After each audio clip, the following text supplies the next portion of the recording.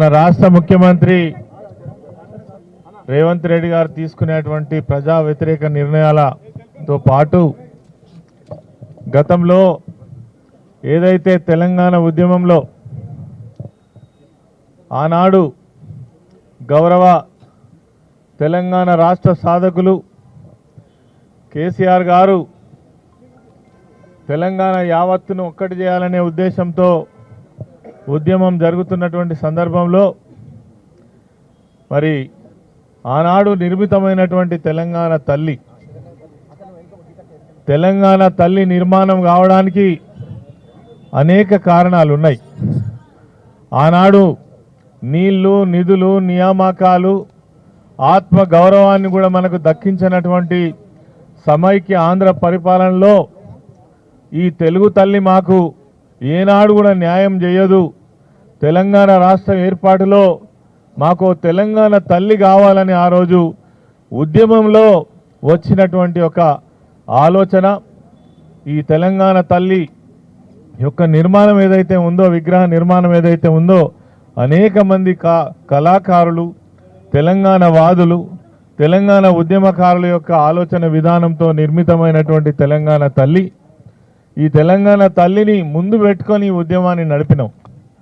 కేసీఆర్ గారు తెలంగాణ తల్లికి వందనం చేసిన తర్వాతనే ఉద్యమ కార్యక్రమాలు నిర్మించి ముందుకు తీసుకెళ్లి అలా తెలంగాణ రాష్ట్రాన్ని సాధించుకున్నటువంటి విషయాన్ని మనం ఒక్కసారి గుర్తు చేసుకోవాలి.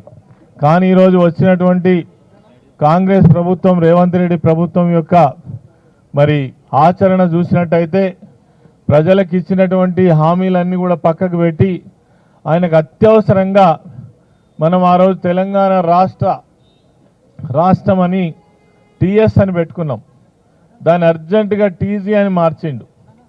ఇది ఆయనకి ఏం అర్జెంట్ ఉన్నదో మరి తెలియలేదు.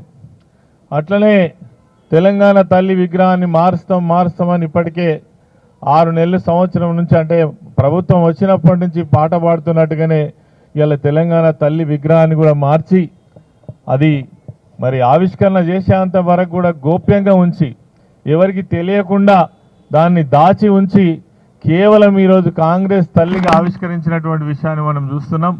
అందులో కొట్టొచ్చినట్టుగా ఇప్పుడే మా కవితమ్మ చెప్పినట్టుగా తెలంగాణ తల్లి అంటేనే మరి ఈ ప్రాంత ప్రజల యొక్క ప్రతీక, మనం ఆరాధించేటువంటి దేవత.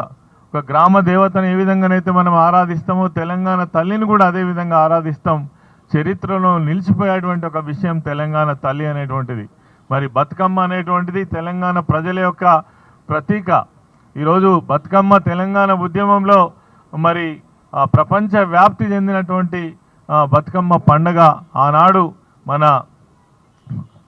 మన సోదరిమణి కవితమ్మ గారే ప్రపంచానికి పరిచయం చేసి బతుకమ్మ అంటే ఇంత గొప్ప పూల పండుగ తెలంగాణలో జరుగుతుందా అని మరి ప్రపంచమే గర్వించేటువంటి పండగను మరి దాన్ని గుర్తుగా ఈరోజు తెలంగాణ తల్లి యొక్క చేతిలో బతుకమ్మ విగ్రహం, బతుకమ్మ ప్రతీక ఉంటే కూడా దాన్ని తీసివేసి కేవలం వాళ్ళకి ఇష్టం వచ్చినట్టుగా చేతి గుర్తు పెట్టుకొని ఆ రూపాన్నే మార్చేసి తెలంగాణ ప్రజల యొక్క మరి మనోభావాలను, తెలంగాణ ఉద్యమకారుల యొక్క ఆత్మ గౌరవాన్ని, మనోభావాలను దెబ్బతీసినట్టు విధంగా నిన్న బలవంతంగా ఎవరికి ఇష్టం లేకున్నా, ఎంతమంది ఎన్ని మాట్లాడినా ఆవిష్కరించినటువంటి విషయాన్ని మనం చూసినాము.